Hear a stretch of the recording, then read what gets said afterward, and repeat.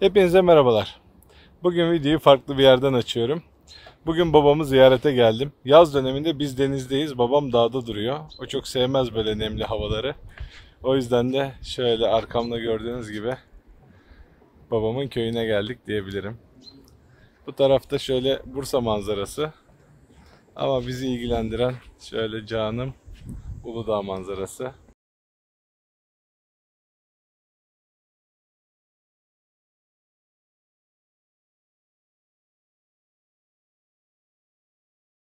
Tekrardan merhaba. Bugün babama misafir olduk. Bursa'da Zeynliler Köyü olarak bilinen bir yerdeyiz. Şimdi bugün hazır Kurban Bayramı da yaklaşıyorken size söz verdiğim şu kavurma tarifini çekeyim istedim. Kurban etinden market kavurması nasıl yapılır bugün onu anlatmaya çalışacağım. Kurbanda biliyorsunuz etler birbirine karışıyor. Çeşit çeşit etler oluyor. Yani bunu bilmeyen bir kişinin ayırması mümkün değil. Ben de bunu daha iyi anlatabilmek veya daha iyi simüle edebilmek için şöyle çeşit çeşit et aldım kasabımdan.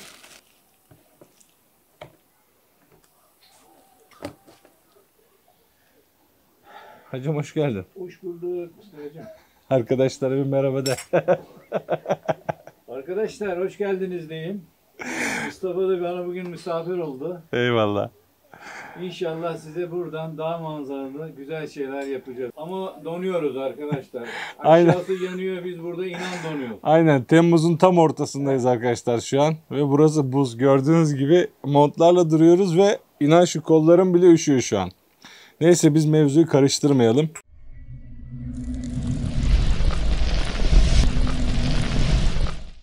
Bildiğiniz gibi kurban etleri karışık geliyor dedik. Ben de bugün ne yaptım? Bir parça dananın kol kısmından, bir parça but, bir parça da kaburgası. Yani önü, ortası ve arkasından diyebileceğim 3 parça et aldım. Kasabıma da bunun zarlarını falan temizlettim. Zarlarını, sinirlerini ve bezelerini alıyoruz. Burada 5 kilo toplamda kırmızı etimiz var. 1 kilo dana böbrek yağımız var. Şundan 200 gram da dana sarma yağı. Bunları da kıyma çekeceğiz.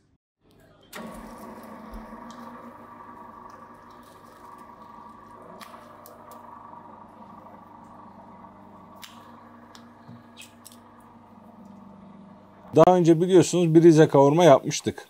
O normal hani yap ya kavurma dediğimiz cinsten. Bu marketlerde satılan saklamalık kavurma dediğimiz, yani o böyle kılıfların içerisine basılan kavurmalar gibi. Profesyoneller bizim gibi yapmıyor. Yani kavurmacılar bunları 500-600 kilo beraber yapıyorlar. Bizim tabi bunu evde birebir yapmamız belki çok mümkün olmayabilir ama yapabildiğimiz kadarıyla yapacağız inşallah. Böyle hani daha küçük küçük doğruyoruz ya. Onlarda etlerin boyutları öyle küçük olmuyor. Yani şöyle söyleyeyim size.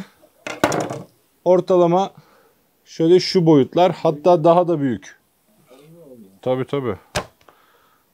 Bu şekilde.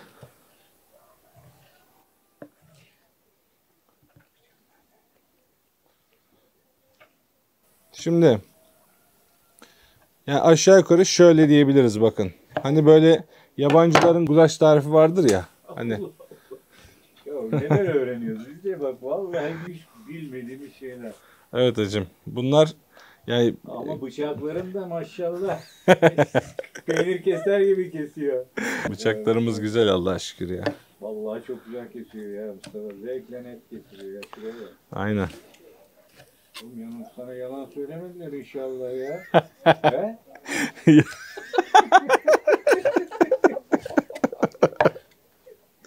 Ay Allah. Yok. Ne yapıyor? Bu kadar yani. Ama bu bizim normal yaptığımız kavurmalar gibi değil. Yani farkı ne? Biz mesela normalde hani hep kavurmaları atarız. Ondan sonra altını kısarız. Kapağını da kapatırız. O yavaş yavaş kavrulur. Bu kavurma öyle olmuyor arkadaşlar. Bunda kapak kapatmak kesinlikle yasak. Devamlı kavuruyorsun. Bu harbi kavurma bu aslına bakarsan. Allah Allah. Tabii ama birazcık güç istiyor, öyle söyleyeyim. Yani yaklaşık 2 saat boyunca çevirmek istiyor. Ne diyorsun? Tabii. Ulan nasıl dayanacağız biz ona? Aparat İşte. yaptık. 5 kilo et için normalde 1 kilo böbrek yağına ihtiyacınız var. Ben bir 200 gram kadar da etlerimin, çünkü bütün yağını aldırdım ben. Dışındaki yağını, sinirini, her şeyini temizlettim. Yani etlerim tamamen yağsız kaldı diyebilirim. Ben o yüzden de onu da hesaba katarak 1 kilo böbrek yağı, 200 gram da iç yağ koydurdum. Dana böbrek yağı ve dananın iç yağını şöyle kıydırdım. Şimdi bunları tencerenin dibine döküyorum. Beklememize gerek yok. Etleri aynı şekilde içine atıyoruz. Biz şimdi evde yaptığımız zaman bazı şeyleri böyle daha kuralına uygun, sırasına uygun falan filan gidiyoruz ama şu an dediğim gibi normal kavurma yapmıyorum. Bu baya kavurmacıların yaptığı şekilde yapmaya çalışacağım. Onlar yağı koyarlar, erimesini falan beklemezler. Yağ etle beraber erir ve bu şekilde kavrulmaya devam eder. Bu da son olarak kol kısmı. Bunu da aynı şekilde şöyle kesiyorum.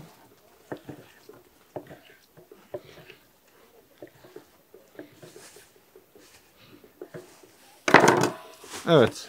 Bunları da içine koyduk. Bakın arkadaşlar, bu şekilde etleri yağların üzerine koydum. Bunu direktman ocağın üzerine alacağız. Orada artık bundan sonraki kısmını size anlatmaya devam edeceğim. Evet arkadaşlar, bugün bu döküm ocak var ya, aşçı ocağı diyoruz biz buna. Bunu da yapacağız. Etleri bu şekilde olduğu gibi koyuyorum. Şimdi ilk etapta yağlar eriyene, etler rengini değiştirene kadar çok bir işimiz yok. Etlerin durumu değişmeye başladığı zaman tekrardan devam edeceğiz. Evet arkadaşlar, şöyle altını birazcık açtım. Hafif hafif fokurdaması lazım. Yani çok abartı da değil, az da değil. Fazla böyle etleri hırpalamayacak şekilde altından bu şekilde ters düz ede karıştırıyorum. Etlerin tamamı şöyle rengi, bu pişmiş et rengine dönene kadar devam edeceğiz. Yaklaşık bir 10-15 dakika kadar oldu. Ben ara ara devamlı karıştırıyorum. Gördüğünüz gibi renkleri artık tamamen dönmeye başladı. Bu noktada artık tuzu girebiliriz. Ben 5 kilo ete 1 kilo 200 gram kadar yağ koydum. Normalde ölçüsü 5 kiloya 1 kilodur. Öyle hesap edebilirsiniz. Her 1 kilo et için 19 gram tuz kullanıyorum. Yani şu an benim burada 95 gram tuzum var.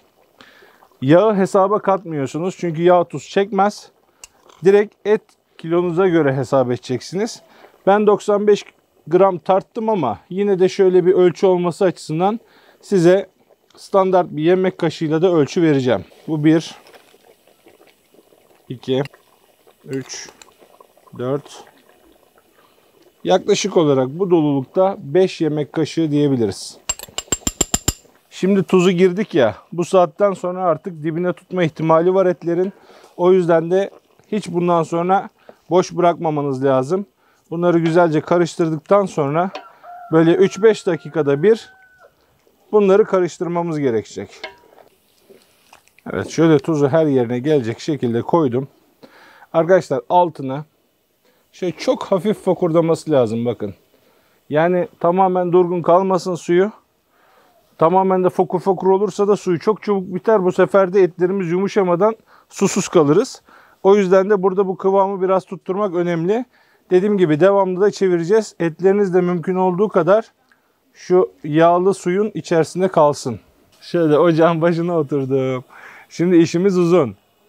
Şöyle gördüğünüz gibi, gerçi buhardan çok gözükmüyor ama şu an etlerimizi şöyle neredeyse devamlı diyebilirim. Bakın bu şekilde, böyle çok hırpalamadan bu şekilde altından sırayla böyle ters düz ediyorum.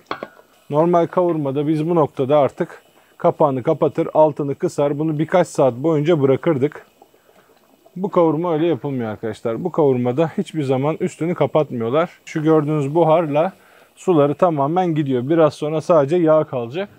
O kendi yağında bir yerde pişmiş olacak. Bu kavurmanın özelliği bu. O yüzden de yaklaşık 2 saat kadar sürmesini bekliyorum. Başına koydum sandalyeyi. Çayım burada. Devam. 1,5 saat oldu. Bunu devamlı böyle karıştırıyoruz. Fakat şöyle gördüğünüz gibi rengi koyulaştı. Suyu azaldı. Bakın şu an daha hala 1,5 saat sonunda bir yumuşama belirtisi yok. Şimdi tamamen yağ kaldığı zaman yağın yanma riski var. O yüzden şöyle üzerinden 2 su bardağı kadar su ekleyeceğim ben 5 kilo et için. Bunu normalde kavurmacılar 600 kilo etle yapıyorlar. 600 kilo etin salacağı su doğal olarak çok fazla olduğundan yüksek ateşte onlar için problem olmuyor. 5 kilo etin saldığı su 2 saati çıkarmaya yetmiyor üstü açık olduğu için. O yüzden de birazcık su takviyesi yapmak zorunda kalıyoruz. Bunu özellikle belirtiyorum ki siz yaparken suyu biterse etleriniz yanar arkadaşlar. Bu şekilde devam edeceğiz. Yine bilgilendireceğim sizi. 2 saati birazcık geçtik. Etlerimiz şu an artık pişti. Benim şöyle bir kılıfım var. Ben bunu kasabımdan rica ettim. Onlar bana temin ettiler. Yani dışarıda bilmiyorum, satılan bir yerler muhakkak vardır internette ama ben açıkçası bilmiyorum. Bilen arkadaşlar varsa aşağı yorumlar kısmına yazın lütfen. Başkaları da faydalansın. Şimdi arkadaşlar bu kılıfın ağzını ilk başta şöyle bir güzelce büküyoruz. Ondan sonra şöyle ipimizle sıkı sıkı bağlıyoruz.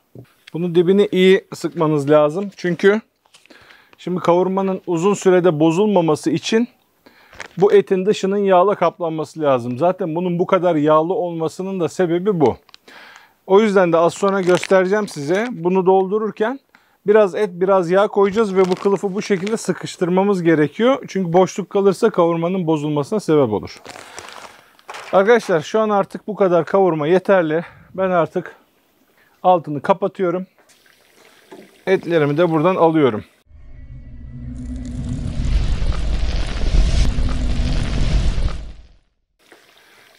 Şimdi bunu kılıfa doldurabilmem için çok fazla soğutmayacağım. Çünkü böbrek yağı çok çabuk donan bir yağdır. Yani o sıvılığını kaybetmeyecek ama etlerin de biraz elleyebileceğim noktaya gelmesi lazım. Normalde buna ya makineyle ya böyle büyük geniş honilerle dolduruyorlar. Benim elimde öyle bir aparat olmadığı için ben işte maşayla, kaşıkla veya elle deneyeceğim. Yağını dondurmadan etlerimi elleyebileceğim kıvama getirebilmek adına ben şöyle bir kap kullanacağım. Bu kapta bir miktar etlerim soğusun.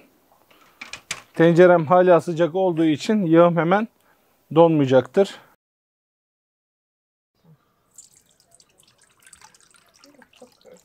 Bu noktada şöyle biraz yardım aldım. Çemen gibi olmuş ya. Aynen hacım, bu etin posası. Oo, bayılırım. Yumurta kırayım hemen ha. Aynen öyle. Uyar değil mi? Aynen, şu dibine sen bana biraz sonra yumurta kırarsın. Bizim şimdi burada acelemiz var. Bu yağ donmadan bizim bu işi halletmemiz gerekiyor. Tamam hacım, benim aklım burada. Hadi. Tamam. Arkadaşlar şöyle bir göstereyim fikriniz olması açısından. Şu etin dibinde kalan az bir yağ ve posası kaldı. Etlerin posası. Bunları tabii ki atmıyoruz. Hacı baba bunlara yumurta kıracak. Şimdi bunu böyle açık bırakacağız. İstersen sen doldur ben sıkayım, ister ben doldurayım sen sık, fark etmez. Hacım bir başlayalım. Sen ustasın ya. Ne ustası be ya. Arkadaşlar şöyle bir miktar etlerden koyacağız. Şöyle yağın rengi gözüküyor gayet Tamam, berrak, pırıl pırıl. Şimdi birazcık et koyduk ya. Üzerinden hemen hemen bir kahve fincanı kadar yağ koyacağız. Böyle sıkacağız mı Mustafa? Aynen hacım. Onu aşağı doğru sıkıştıra sıkıştıra Tamam, yapacağız. hadi sen koy oğlum, koy baştan. Tamam. Ben şimdi hızlı atıyorum içine. Sıkma işi sende. Tamam mı? İnşallah. Hadi bakalım.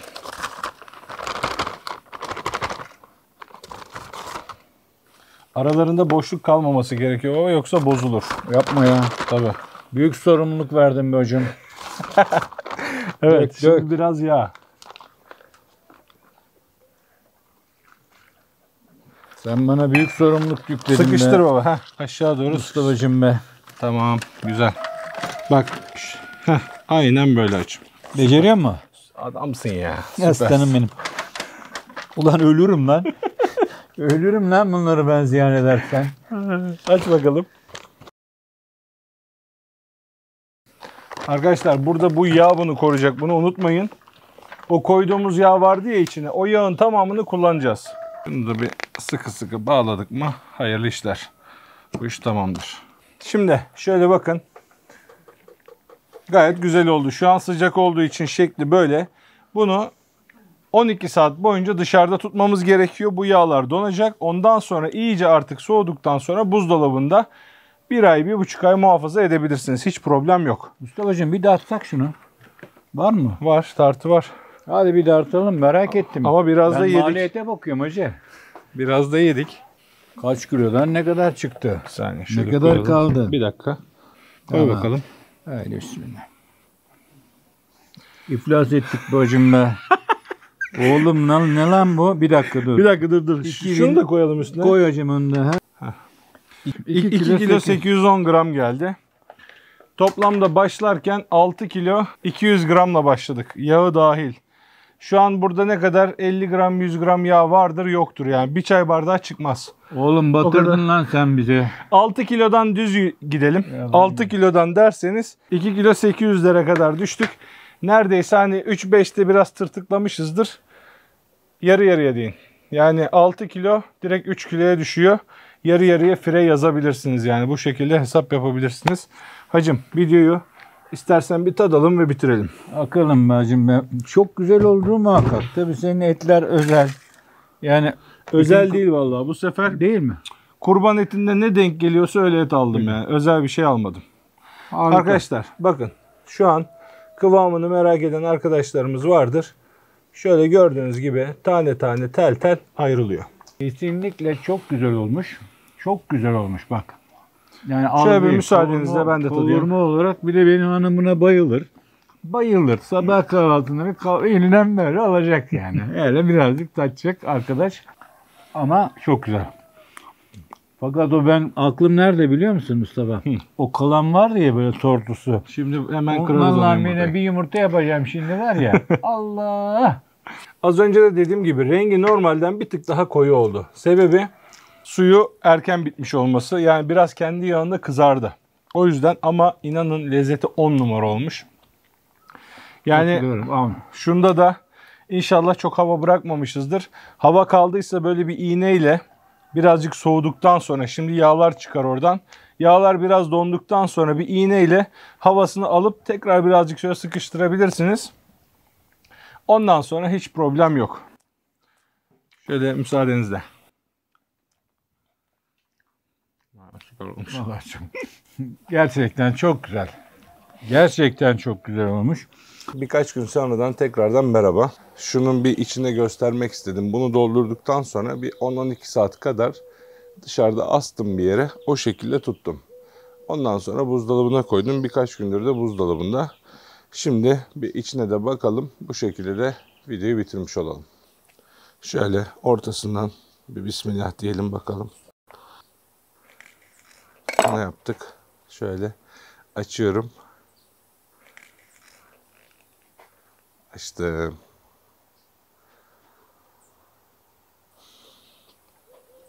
Evet arkadaşlar, şöyle görsel olarak vallahi market kavurmalarından güzel oldu. Bizimkinde biraz daha böyle et oranı yoğun oldu sanki. Bana öyle geldi ama tabii bana da öyle geliyor olabilir yani. Ne derler? Kargaya yavrusu kuzgun mu gözükürmüş? Şimdi arkadaşlar bir de son olarak da bir tadım yapalım. Soğuk tadım ve videoyu bitiriyorum. Çıkartalım. Zaten gördüğünüz gibi rahat rahat kesiliyor ve dağılıyor. Bu kadarı yeterli olur. Şimdi şöyle bir soğuk olarak müsaadenizle tadıyorum. Cücem be, gel sen de bir tatsana. Vallahi olmuş. Aynısı yani. Ne diyorsun Cüneyt? Değil mi? Aynısı. Hiçbir fark yok yani.